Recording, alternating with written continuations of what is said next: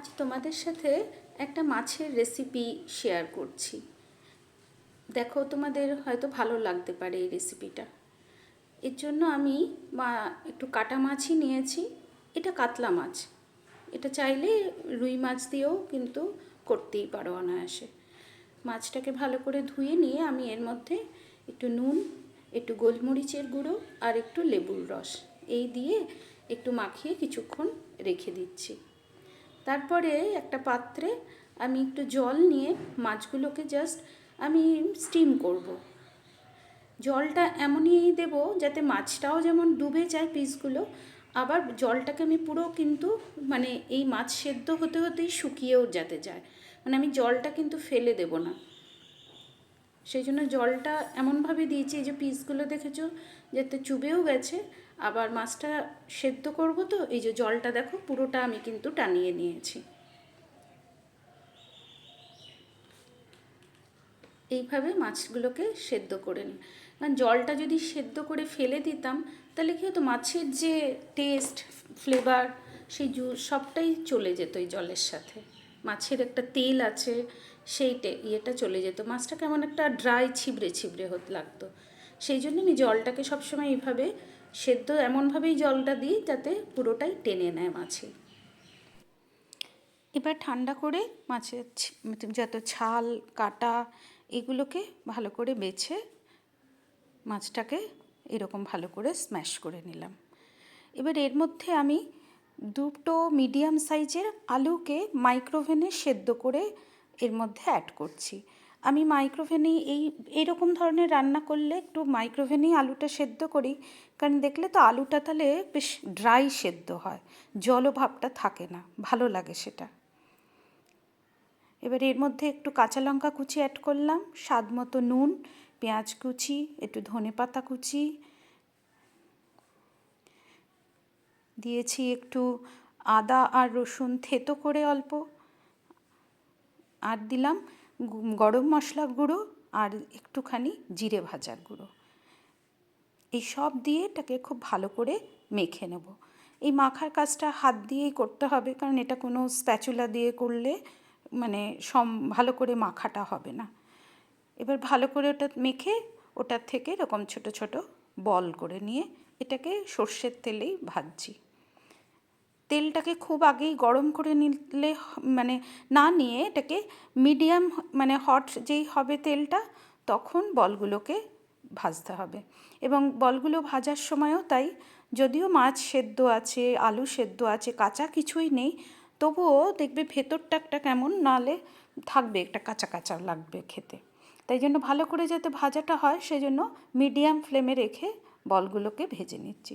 সাইজটা যে যেমন পছন্দ করো, বড় ছোট নিজেদের পছন্দ মতন করে নিতে পারবে। আমি মিডিয়াম সাইজই রেখেছি বলগুলোকে। এভাবে মাছের বলগুলোকে ভাজা হয়ে গেল পর আমি ওই তেলেই যে বলগুলো ভেজেছি সেই তেলেই আমি কিছু গোটা গরম মশলা অ্যাড করে আর একটু সাদা জিরে ফোড়ন হিসাবে দিলাম, মানে এলাচ, দারচিনি, তেজপাতা এগুলোই দিয়েছি গোটা গরম মশলা হিসাবে। দিয়ে ওটা যেই ফোড়নটা ভালো ভাজা হয়ে গেছে এর মধ্যে একটু পেঁয়াজ কুচি অ্যাড করে দিলাম। পেঁয়াজ কুচিটাকে এবার একটু ভাজা ভাজা করব, অল্প ভাজা ভাজা করব।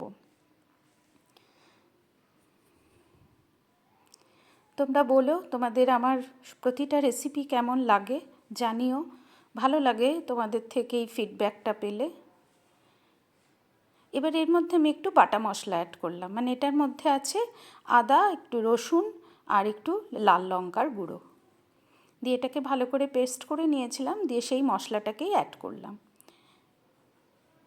দিয়ে মশলাটা ভালো করে এবার কষাতে হবে। যে কোনো গ্রেভির রান্নাতে মশলা যত ভালো করে কষানো হবে তত কিন্তু সেই গ্রেভির টেস্ট বেশি বাড়ে আর কি। না হলে কাঁচা মানে গ্যাসের ফ্লেমটাকে যদি বাড়িয়ে তাড়াতাড়ি কষাতে চাই তাতেও কিন্তু ভালো হয় না। এই জন্য প্রয়োজন মতন গ্যাসের ফ্লেমটাকে একটু কমিয়ে নিয়ে মশলাটাকে খুব ভালো করে আস্তে আস্তে কুক করতে হবে। তাতে কি হয়, মশলাটা খুব প্রপার ভালো করে কষানোটা হয়। এবার ওর মধ্যে স্বাদ মতো নুন আর একটু হলুদ গুঁড়ো অ্যাড করেছি। এদিকে একটা টমেটো, মিডিয়াম সাইজের একটা টমেটো নিয়েছি, সেটাকেও একটু পিউরি করে নিলাম। দিয়ে এই টমেটো পিউরিটাকেও অ্যাড করে এটা তারপরেও ভালো করে আরেকটু কষাবো যতক্ষণ টমেটোর কাঁচা গন্ধটা না চলে যায়।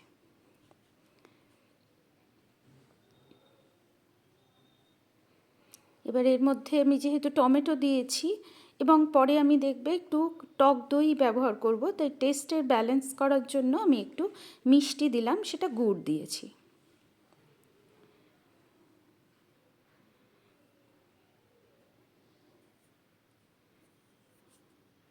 মশলাটা দেখেছো ভালো করে কষানো হয়েছে, এই যে তেল বেরিয়েছে সাইড থেকে, মশলার রঙও দেখবে চেঞ্জ হয়ে যায়, বোঝাই যায় মশলার কালার দেখলেও যে ভালো করে কষানো হয়ে এসছে। এবার এর মধ্যে আমি 2 টেবিল স্পুন মতন এই ঘরে পাতা টক দই, এটাকে একটু মিক্সিতে আর কি একটু ফেটিয়ে নিয়েছি, নিয়ে ওটা অ্যাড করে দিলাম। টক দই অ্যাড করার পর আমি আর বেশিক্ষণ কুক করি না আর এটাকে দিয়ে, এবার এর মধ্যে আমি গ্রেভির জন্য যতটুকু জল প্রয়োজন আমি সেই জলটা অ্যাড করে দেবো। আর যখনই কোনো মশলা অ্যাড করি সবসময় মিক্সি ধুয়েও একটু জলটা দিয়ে দিই। রান্না অলমোস্ট ডান। এবার গ্রেভিটা ভালো করে যেই ফুটবে এর মধ্যে একটু ঘি আর একটু গরম মশলার গুঁড়ো অ্যাড করে দিলেই কমপ্লিট। এই যে ঝোলটা ভালো করে দেখেছো ফুটে গেছে, এবার এর মধ্যে আমি একটু গরম মশলার গুঁড়ো অ্যাড করলাম আর একটু ঘি দিলাম। আমি আজকে এটাকে দুভাবে সার্ভ করা দেখাচ্ছি, মানে বলগুলোকে ঝোলের মধ্যে দিয়ে ফুটিয়ে একবার জাস্ট ফুটিয়ে নেবে, তারপরেও অফ করে গ্যাসের ফ্লেমটা অফ করে দিলেও হয়ে যায়। আর না হলে এই যে ফিশ বলগুলোকে যে প্লেটে তুমি সার্ভ করতে চাইছো সেই প্লেটের মধ্যে সাজিয়ে দিয়ে উপর থেকে এই ফুটন্ত মানে ঝোলটাকে ঢেলে দিলেও মানে একই সেম কাজই হবে, মানে ফিশ বলগুলোর ভেতরে কিন্তু ভালো মতোই তাতেও ঝোলটা মশলা টেস্ট সবটাই ঢুকে যাবে। আর না হলে ওই যে ঝোলটা যখন ভালো করে ফুটে গেল একবার, তারপরে ফিশ বলগুলোকে অ্যাড করে নিয়ে একবার জাস্ট ফুটিয়ে গ্যাসের ফ্লেমটাকে অফ করে দিবে। যে কোনোভাবেই এটাকে আমি এই জন্যই দুভাবে দেখালাম, যে কোনোভাবেই এটাকে মানে পরিবেশন করতেই পারো। ব্যাস ওপর থেকে এবার একটু ধনেপাতা কুচি ছড়িয়ে ব্যাস এটাকে সার্ভ করে দিলাম। আমি এটা এই প্রিপারেশনটা করেছিলাম সেদিন আমার বাড়ি কিছু গেস্ট আসার ব্যাপার ছিল, সেই জন্য আমি এটার সঙ্গে মানে আমি একটা পোলাও মানে দিয়ে সার্ভ করেছিলাম। সেই পোলাওটা হচ্ছে গন্ধরাজ পোলাও, সেটাও এই চ্যানেলে আমাদের এই চ্যানেলে আছে। আমি ডেসক্রিপশান বক্সে লিঙ্কটা দিয়ে রাখবো, যদি তোমরা আগে কেউ দেখে না থাকো তাহলে অবশ্যই দেখে নিও, ভীষণ ভালো লাগে কিন্তু ওই গন্ধরাজ পোলাওটা খেতে। সেদিন এই গন্ধরাজ পোলাওয়ের সঙ্গে এই ফিশ মানে বল বলো বা কোপ্তা, মাছের কোপ্তা বলো যাই বলো, এইটা করেছিলাম। আর ফুলকপির রোস্ট করেছিলাম একটা নিরামিষ।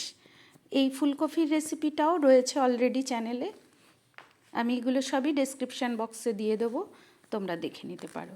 আজকে তোমাদের কাছে এই রেসিপিটা পার্টিকুলারলি মানে এটা আজকে তোমাদেরকে শেয়ার করলাম কেন, কালকে বছরের প্রথম দিন, চাইলে অনায়াসে কিন্তু এরকমভাবে এই কম্বিনেশনটা বানাতে পারো।